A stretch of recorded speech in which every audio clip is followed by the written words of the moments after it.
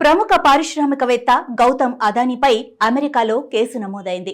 $2 billion solar contract కోసం అమెరికాలోని భారత రాయబారులకు లంచం ఇచ్చారన్నది కేసులోని ప్రధాన ఆరోపణ. ఇందులో గౌతమ్ అదానీ సహా 7 మందిపై కేసు నమోదు చేశారు. ఏపీలో ఒప్పందాల కోసం కూడా గౌతమ్ అదానీ 1750 కోట్ల లంచం ఇచ్చేందుకు సిద్ధమయ్యారన్న అభియోగాలున్నాయి. ముఖ్యంగా ఏపీలోని డిస్కంలో భారీ నష్టాలు వచ్చినప్పుడు విద్యుత్ ఒప్పందాలను వేగంగా అమలు చేసేందుకు ముడుపులిచ్చారన్న ఆరోపణలున్నాయి. అమెరికాలో నమోదైన కేసు ప్రకారం ఇండియన్ ఎనర్జీ కంపెనీ అనుబంధ సంస్థలకు చెందిన గౌతమ్ అదానీ సహా మేనల్లుడు సాగర్ అదానీ మరో 5గురిపై న్యూయార్క్ ఈస్టర్న్ డిస్ట్రిక్ట్ కోర్టులో కేసు నమోదైంది. ఇండియన్ ఎనర్జీ కార్పొరేషన్ సహా అనుబంధ సంస్థలకు త్వరగా అనుమతుల కోసం భారీగా లంచాలిచ్చినట్టు అభియోగాలున్నాయి.